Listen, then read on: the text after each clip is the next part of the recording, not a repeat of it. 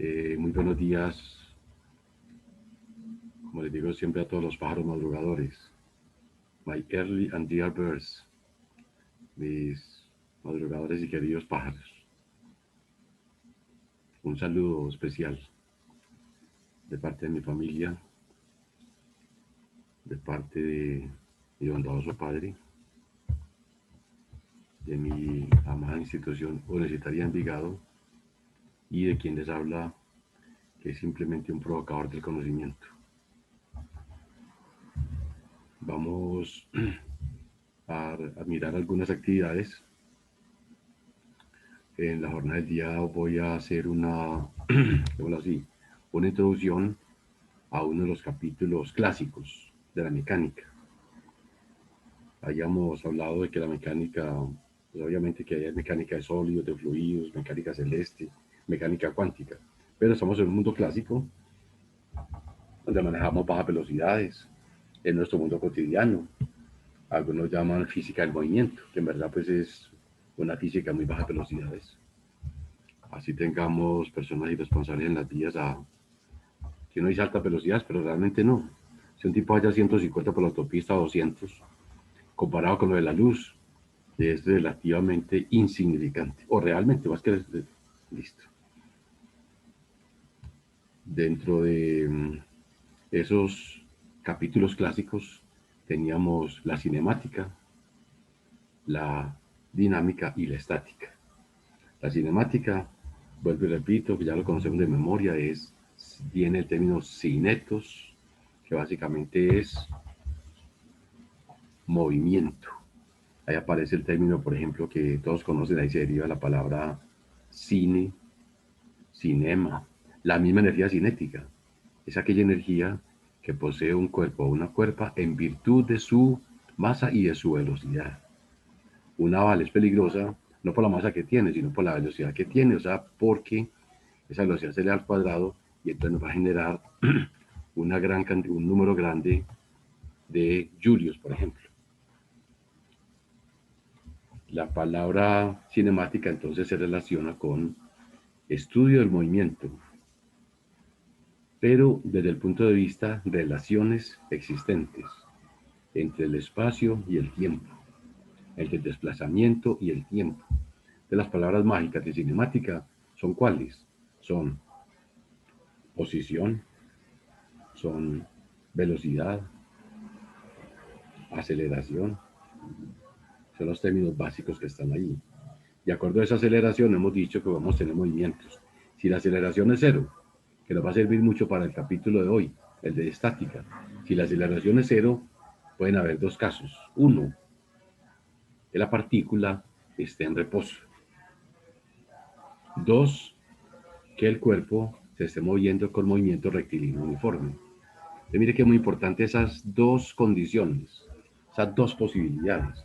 Un edificio está en equilibrio y debe conservarlo, ojalá por los siglos de los siglos. Por desgracia, por los materiales se fatigan y pueden pasar cosas en el tiempo. Los seres humanos caminamos equilibradamente. Bien la palabra equilibrio, bien la palabra movimiento rectilíneo uniforme. Viene la palabra aceleración igual a cero, velocidad constante. Obviamente que lo hacemos en tramos cortos. O sea, yo no tengo forma de estar eternamente derecho, dado que en mi mundo real yo me muevo prácticamente un pedazo recto, luego me toca voltear en la esquina, o algún obstáculo me hace voltear, pues estamos en un mundo donde es un poquitico tendente a lo caótico. Luego estudiamos el tema de movimientos uniformemente variados, en los cuales aparece la palabra aceleración constante. Precisamente el caso más conocido, el caso de la gravedad. La gravedad vale, por ejemplo, 9.8 para los cuerpos que están bajando. ¿Eso qué significa eso? Significa que cada segundo la velocidad aumenta 9.8 metros por segundo. Si hacemos una aproximación, cuando un tipo se lanza a un edificio con velocidad cero, cuando lleva un segundo, llevaría más o menos 10 metros por segundo, que equivale a 36 kilómetros por hora. A los 2 segundos, dado que la aceleración es casi 10 metros por segundo cuadrado, que es la gravedad, ya tendría 20 metros por segundo, que equivale a 72 kilómetros por hora. O sea que una persona a los 3 segundos de caída ya pasó de los 100 kilómetros por hora. Por eso el impacto, cuando, por decir algo, se cae un avión, un helicóptero, o cae una roca del cielo, es muy impactante, porque precisamente a medida que va cayendo, esa rapidez va aumentando. También tenemos el caso contrario, movimientos en los cuales la aceleración es retardatriz, que es el caso, por ejemplo, si yo voy subiendo por un plano inclinado, dejo el acelerador quieto, el vehículo comienza a ir perdiendo rapidez hasta que se queda quieto. La misma fricción pues, va a contribuir a que eso ocurra. El plano inclinado, ya sabemos que el plano inclinado, de forma natural, hace que los cuerpos tiendan a bajar. O sea, tiene muchas posibilidades de que el cuerpo se quede quieto en cualquier instante. Cuando uno aplica los frenos, recordemos que los debe aplicar pausadamente, el vehículo comienza, por ejemplo, iba a 100 por hora, van bajando 90, 80, 70, hasta que puede llegar al reposo, si era pues, la necesidad. Entonces, luego en ese mismo capítulo se aplicó justamente las condiciones de movimientos uniformemente variados al estudio de la caída de los cuerpos, en los cuales era muy importante reconocer que si estamos cerca de la superficie de la Tierra, podemos afirmar, independientemente de la resistencia del aire, que haría pues un efecto extra, los cuerpos tienden a bajar con aceleración de 9.8 metros por segundo cuadrado. Y si lo ponemos a subir, que sería menos 9.8 metros sobre segundos cuadrados. De ahí pasamos a un tema fundamental llamado dinámica, que es la palabra dinos, que significa fuerza. Es bien la palabra dinamómetro, que es justamente el instrumento para medir digital o análogamente las fuerzas. Newton fue un gran estudioso, un virtuoso, un gran investigador, gran escritor, y fundamentó lo que llamamos las leyes de la mecánica. Lo llaman las leyes de la dinámica simplemente, que se conoce con el nombre de las tres leyes de Newton. Históricamente son ley de la inercia, ley de la fuerza y ley de acción y reacción. Entonces, lo que hace la dinámica es estudiar sistemáticamente causas de movimientos, fuerzas. La ley de la inercia, la recordamos casi que como cuando hablamos de los catecismos. Todo cuerpo tiende a conservar el estado de movimiento en el cual se encuentra. Si está en reposo, seguirá en reposo. Entre paréntesis, por los siglos de los siglos. Amén. Pero, si se está moviendo, lo hará con movimiento rectilíneo uniforme. Excepto que hayan factores externos que modifiquen ese estado de movimiento. Entonces, a raíz de eso surge el concepto de momento lineal, que los antiguos llamaban el ímpetu, otros llaman cantidad de movimiento, que es simplemente un vector que depende de la masa y de la velocidad. En efecto, momento lineal es una P que es igual a masa por velocidad. Esa cantidad, su conservación, se considera una de las escasas leyes sagradas de la física. Eso es inviolable. Si algo está fallando en el momento lineal, debe ser como consecuencia de un factor que en el momento no identifiquemos, que en el mundo atómico, por ejemplo, ha permitido descubrir nuevas partículas elementales. Recordemos que recién se descubrió, por ejemplo, la partícula de Dios, la partícula de Higgs. Tan dramático y tan importante ese descubrimiento que ese equipo se ganó el premio Nobel. Entonces, mire que son detalles que van ocurriendo. La capacidad de predicción, recordemos que la ingeniería y en especial la física es una ciencia natural de carácter predictivo, es una ciencia empírico-analítica cuyo interés es dominar la naturaleza. Eso hacen los ingenieros, a través del ingenio, imaginación, ingeniería, tratamos de tener sistemas predictivos. Obviamente que no podemos predecir todo, estamos en procesos de aprender, por ejemplo, de los terremotos. Ya tenemos, por ejemplo, satélites que pueden detectar el momento en el cual empieza una creciente. Por ejemplo, hemos adelantado mucho, todavía nos falta. hemos adelantado mucho. Vimos también entonces la tercera ley, pues la segunda ley, que es simplemente lo que escribía Newton. Y Newton escribía, el cambio en el momento lineal con respecto al tiempo es un factor externo que denominamos fuerza. Ese es el concepto que Newton expresó. A partir de ahí salen varias posibilidades. Una, si la masa es constante, entonces nos queda la conocida y reconocida fórmula del bachillerato. Fuerza es igual a masa por aceleración. Eso lo conocemos, que esto lo hemos repasado mucho. Pero la otra forma que es más desconocida es que la fuerza es la velocidad por el cambio de la masa con respecto al tiempo. Esos sistemas son muy importantes y de hecho, digamos así, fue la forma inicial de trabajar cohetes. Buscar que hubiese un cambio de masa constante a través del tiempo que permitiera sacar de la Tierra, por ejemplo, una cápsula, una misión. Esos procesos son de tecnologías demasiado avanzadas.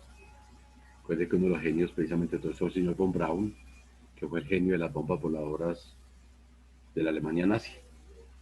Él trabajó para la NASA, trabajó con el oxígeno y el hidrógeno líquidos, generando unos motores que generan millones de caballos, porque tenemos que producir 42.000 kilómetros por hora para poder salir de la Tierra. Les comentaba alguna vez en una charla que si usted quiere ponerse a brincar con sus tenis atómicos, que le permitan elevarse a grandes alturas, esos tenis deberían de producirle 42.000 kilómetros por hora para usted escapar y mandarnos picos y abrazos de la gravedad terrestre. Eso sabemos que no es fácil. Por eso no todo el mundo va a la luna, aunque tenemos muchos compañeros que se mantienen allá. No es un proceso fácil por la tecnología. Aunque tuviésemos el vehículo, también necesitamos saber que en el espacio la línea recta no existe. Como decía el principito, las rectas son aburridas. Necesitamos mundos curvos, en los cuales el menor camino entre dos puntos es la curva que los une. De hecho, en el espacio no existe la recta. Se mueve la luna, se mueve la tierra, se mueve el sol, todo se mueve. Entonces, decir que esto va en recta no tiene sentido, porque todos nos estamos moviendo. Entonces, las curvas son un factor emocionante en el mundo cercano y es un factor determinante en el mundo de las estrellas, para los compañeros que les guste mucho viajar a todos esos espacios. La tercera ley nos habla de la ley de acción y reacción, una ley muy importante porque empieza a hablarnos de algún equilibrio. Hay una acción clásica como es por ejemplo el caso de pararnos. Yo me paro a dictar una conferencia, yo estoy haciendo una fuerza sobre el piso que lo va a llamar una acción. Esa acción es mi peso, que es masa por gravedad. Para que el piso no se hunda, claro, si no existiera una reacción, yo estaría hundido. Existe una fuerza normal, que se llama precisamente la reacción a la acción del peso. Tiene la misma magnitud, porque no será así, yo estaría levantado del piso y eso no ocurre. Es más fácil que esté hundido que levantado. Pero hay algo importante, es de que esos dos valores deben ser iguales. O sea, aquí tendríamos un efecto total de fuerza igual a cero. Por ejemplo, si mi peso es 100 unidades bajando, el piso reacciona con 100 unidades subiendo.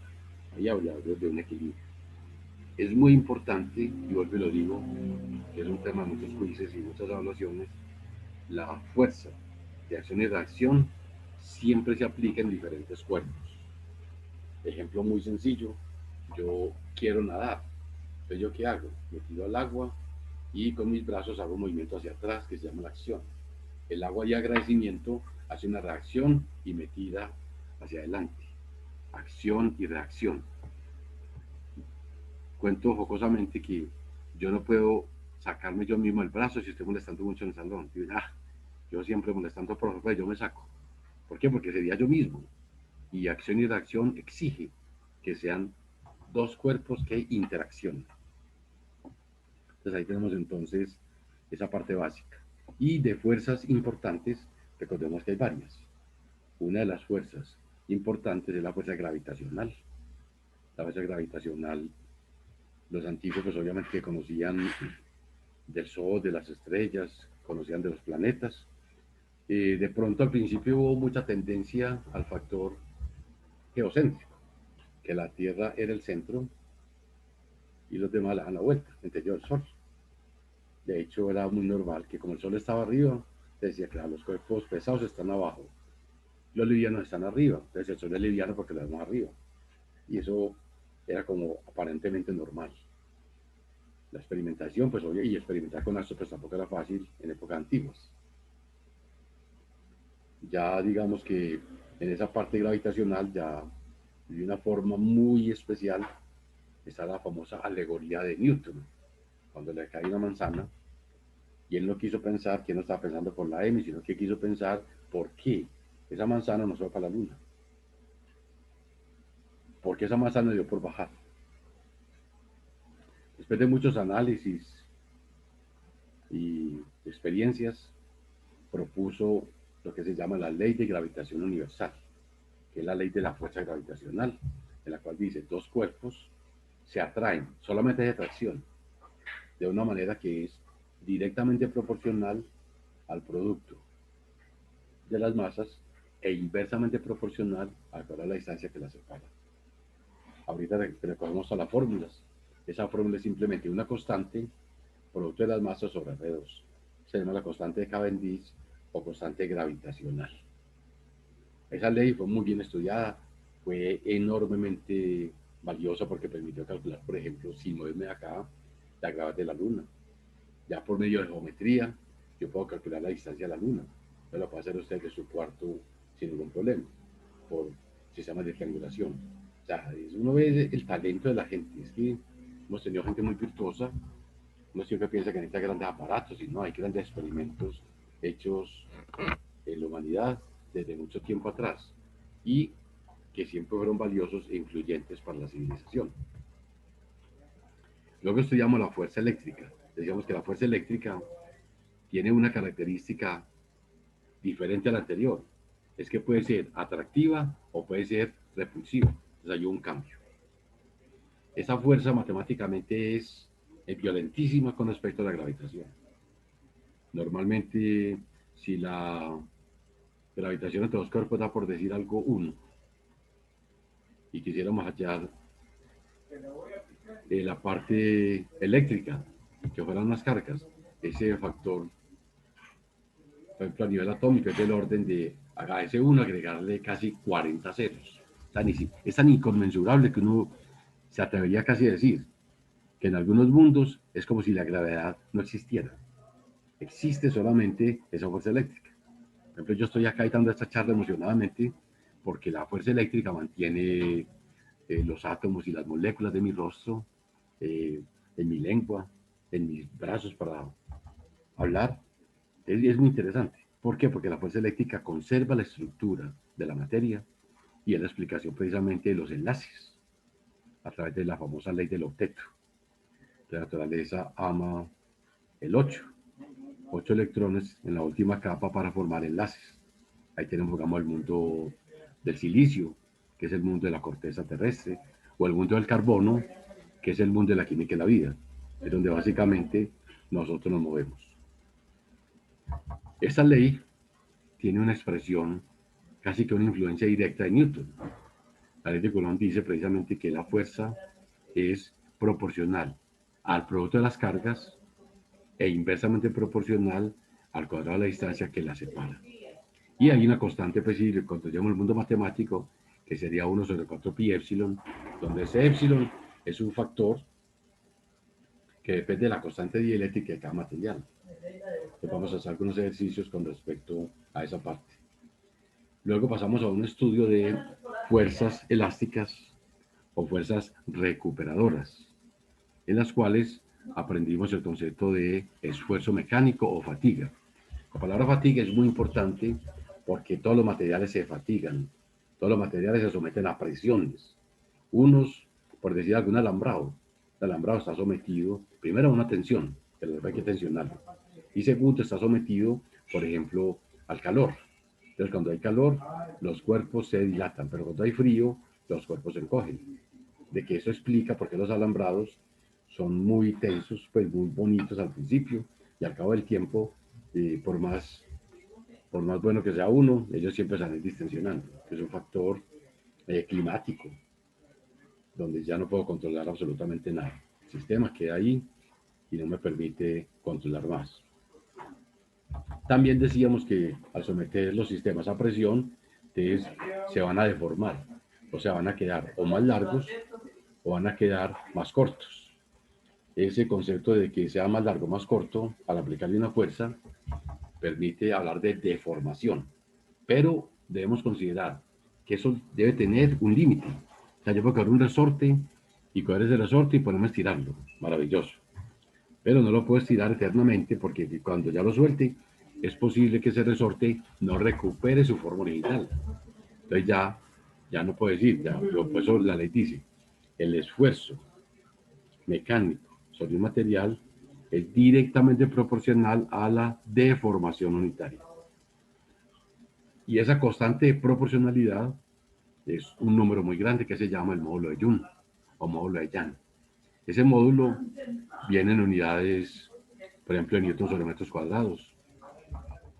Para el caso del acero, que es un elemento fundamental en la construcción y en muchas edificaciones modernas, puentes, etcétera, es del orden de 2 por 10 a la 11. O sea que estamos hablando casi de 2 billones de newtons sobre metros cuadrados. Estas cifras son impresionantes.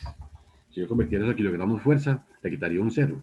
Estaría hablando de 2 por 10 a la 10 aproximadamente kilogramos fuerza por metro cuadrado.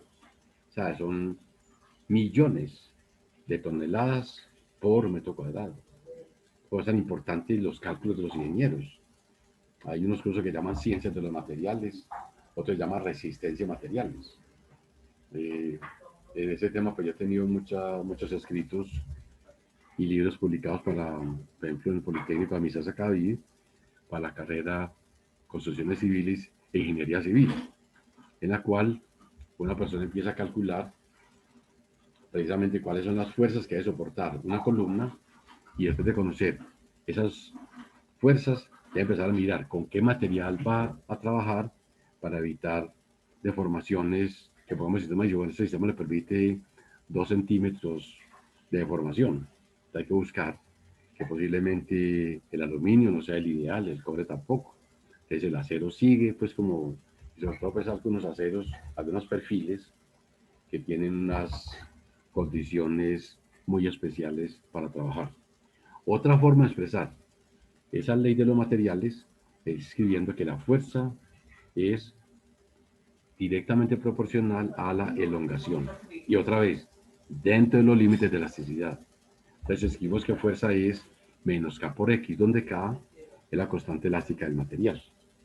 X es la elongación, lo mismo que el de L, o sea, cuánto se estiró o cuánto se encogió.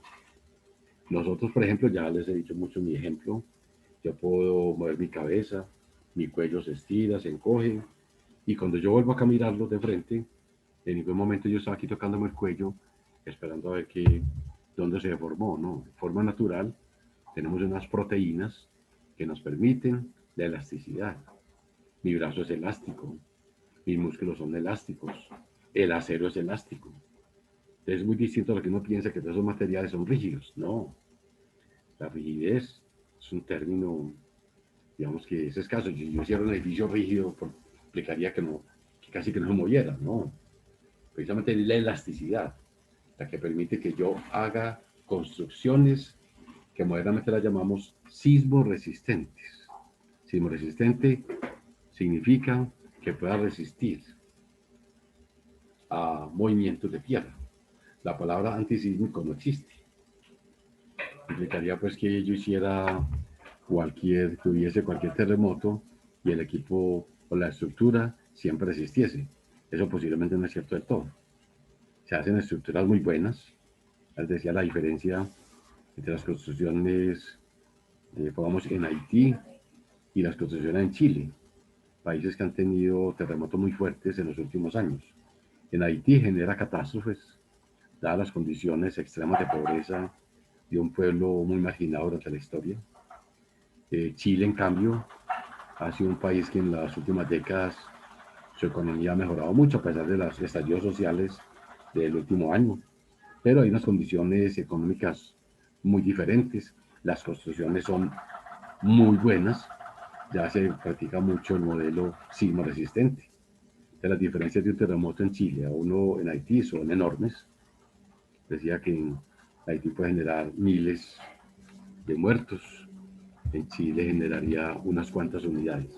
También en Colombia, después del famoso terremoto de Armenia, no recuerdo, hace varios años, sé que fue hace varias décadas,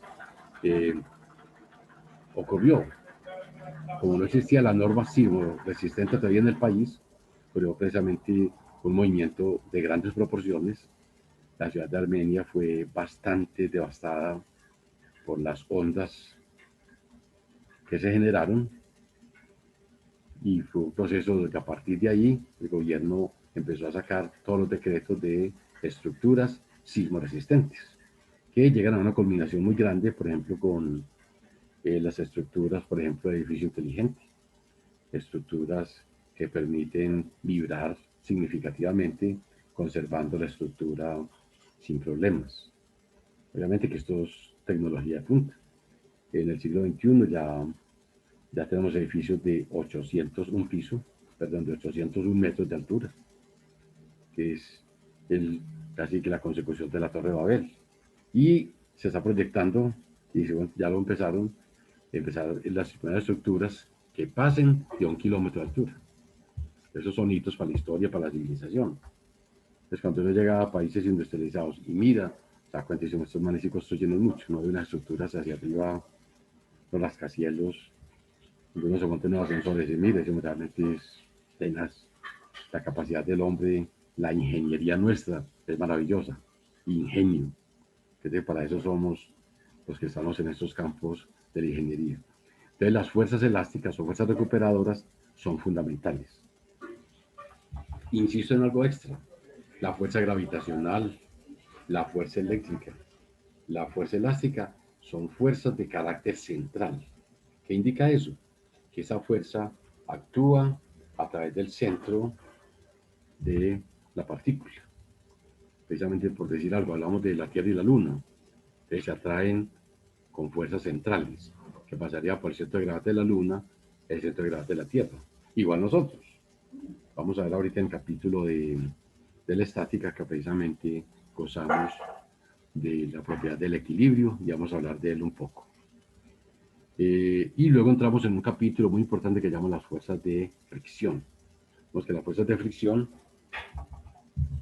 son las fuerzas fundamentales para desplazarnos, pero que también debemos eliminarlas en los motores, en los pistones, en algunos eventos que esto no le convenga. Entonces, si un engranaje y un carro, en primera o en segunda, donde requiere el máximo de fuerza, va a generar la fricción, mucho calentamiento. Si el motor de una moto pierde el aceite, donde está el pistón, ese sistema trataría de hacer así, se raya y es posible que ya no se devuelva. Y cuando se devuelva va a paralizar por completo el movimiento de la máquina, lo cual puede ser catastrófico, sobre todo en el caso de un motociclista. En un carro, pues aunque el golpe puede generar una destrucción muy grande en el motor, al menos tiene 4 ruedas y no significa que no me pueda hacer nada, sino que al menos tengo 4 ruedas. Con la moto esté mucho más cuidado, donde debemos tener ciertos controles para estar más tranquilos. La fricción es fundamental. Los huesos, si tenemos un líquido que permite que yo haga esto y no me duela, porque quiso todo esto, ya que había fricción y que esa fricción necesitaba eliminarla. Está precisamente lo que se llama la fricción por rodadura, de que los seres humanos tenemos una fricción por rodadura con respecto al piso. O sea, hay varias fuerzas de fricción, que no lo había mencionado, lo menciono acá, y nos sirve también de ilustración. La fuerza de contacto, de rozamiento es la más clásica. Yo desplazo un bloque por el piso, es una fuerza fricción por deslizamiento, es muy clásica, que depende de la naturaleza de las superficies de contacto. Pero una rueda, por ejemplo, también hace fricción con el piso, pero ¿qué diferencia hay con lo anterior? que el punto de contacto cambia permanentemente. Entonces, por eso hay que tener buenas llantas. Los expertos recomiendan cambiar llantas permanentemente. Las condiciones de nuestros países son muy especiales. Mucha gente cambia las llantas de atrás, las pasa para adelante, consigue solamente atrás, y así es un proceso que se mantiene. Cuando vemos Fórmula 1, vemos que las condiciones deben ser muy especiales. Vemos que el solo hecho de que haya frío, que haya calor, que haya alta temperatura, haya poca, cambia la naturaleza de las gomas. Y eso hay que estarlo jugando, es un factor donde los directores de cada escudería están muy pendientes cuando hay cambios climáticos. Y los seres humanos caminamos por rodadura. Uno lo que hace es levantar un pie haciendo un círculo, luego levanta el otro y luego levanta el otro. O sea, caminamos por rodadura. Eso es una pregunta muy importante para un test. Por ejemplo, los seres humanos caminamos teniendo en cuenta una fricción por, no es deslizamiento. Los tullidos sí. Un tullido camina así, es muy distinto. Pero los seres humanos caminamos levantando un pie, tratando de formar media circunferencia. Por eso los humanos llevamos y muchos animales caminamos por una fricción que es de rodadura. Y finalmente decimos que los fluidos, como es el aire, como es el agua, tenemos una fricción que es de naturaleza atómica. Si yo meto, pues si tengo un aceite y tiro una bola, ella no pasa derecho, sino que va descendiendo porque hay fricción. El parapentismo es fricción. Si no hubiera fricción con el aire, entonces el parapentista se lanza y posiblemente nos toque enterarlo. Pero sabemos que hay un factor que en el aire hace resistencia. Igual a tirar una hoja de papel en el aire, pero lo más seguro es que no cae ahí mismo. Ella comienza a ir girando, ahí se desplazando hacia los lados hasta que cae. Ese es el efecto precisamente del paracaídas, del parapente, fricción. Listo. Y el plano inclinado, o perdón, el plano horizontal, la fuerza de fricción es el coeficiente de fricción por la normal. Recordando que hay una fricción muy grande cuando el cuerpo está quieto y necesito moverlo. Pero cuando ya logro mover el escaparate, logro mover el carro, ya sigue más fácil. Entonces ya el coeficiente de fricción ya no es estático, sino que es dinámico. Entonces el valor es menor. Si al principio la fricción era, por ejemplo, 200 newtons, una vez esté moviendo puede ser 120, puede ser 80. Porque lo importante es vencer la estática. Esa estática dura al principio. ¿Y de qué depende esa fuerza de fricción? Simplemente de mu por la normal. Y en un plano horizontal, la normal es masa por gravedad. Pero hay un pero. Cuando estoy trabajando en un plano inclinado, debo tener varias consideraciones. Primero, si el plano es liso, entonces no hay fricción y entonces aparecen solamente dos fuerzas.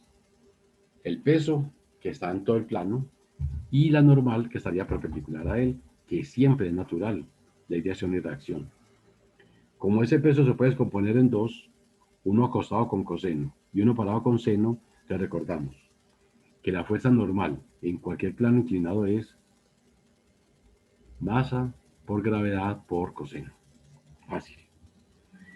Y que hay una fuerza hacia abajo que se llama mg seno, que si el plano es liso, no hay ninguna otra fuerza, entonces es la fuerza que obliga a las partículas a deslizarse por cualquier plano inclinado. Ahora, si en vez de ser liso hay fricción, te vuelvo a considerar. ¿Qué fuerzas hay en un plano inclinado? Entonces está inicialmente la normal. Seguidamente, la componente del peso que equilibra la normal, que sería masa por gravedad por coseno. Seguidamente, hay una fuerza, sea que haya deslizamiento o no, que se llama la fuerza que lo hace bajar, que equivale a mg seno. Y además existe la fricción. ¿Y esa fuerza de fricción de qué depende? Otra vez, de mu por la normal. O sea que en un plano inclinado, mire el cambio, la fuerza de fricción equivale a mu por la masa, por la gravedad, por el coseno. Entonces, esos son los factores mínimos de trabajo. Entonces, mire qué interesante. Hemos hecho un viaje maravilloso de los elementos que necesitamos para conocer para el quiz y los elementos que conocemos para el parcial básico. En un ratico doy unos elementos de estática y hago unos problemitas. Lo que alcancé el próximo lunes pienso hacer un quiz de entrenamiento a las 5 de la tarde, los que quieran, es voluntario. El miércoles en la charla haré un quizecito de 15 o 20 minutos, cortico, para los que lo quieran hacer de entrenamiento. Y ya el viernes 26 ya es el quiz calificable. Ahora sí, ya lo que sacó, sacó. Entonces, por eso es muy bueno que aproveche estos entrenamientos. Son voluntarios, son libres. Los propongo, ya no los va a hacer domingo ni sábado, los propongo el lunes que es festivo. A las 5 de la tarde lo más seguro, les coloco el link, los que lo quieran hacer. Y también de pronto los alimentamos en cualquier puntico, cualquier momento de la semana. Es importante que tengan eso. Aproveche que nos faltaron muchos compañeros hoy. Darles un saludo cósmico a todos y a todas, y muy especialmente a todos los que estamos en el reino de los hombres, por el liderazgo, por la fuerza, por la capacidad de trabajo. Les felicitémonos para los que son católicos en el día de San José, al menos como un reconocimiento que tenemos por gozar del privilegio de ser hombres. Muchas gracias a todos y a todas. Descansamos 4 minuticos y en 4 minuticos observa que la única niña que vino fue Susana. Bueno, que Susana nos felicite a todos, no importa. Susana, muchas gracias por felicitarnos y en todo ratico nos vemos. 4 minutos de descanso. Corto en este momento.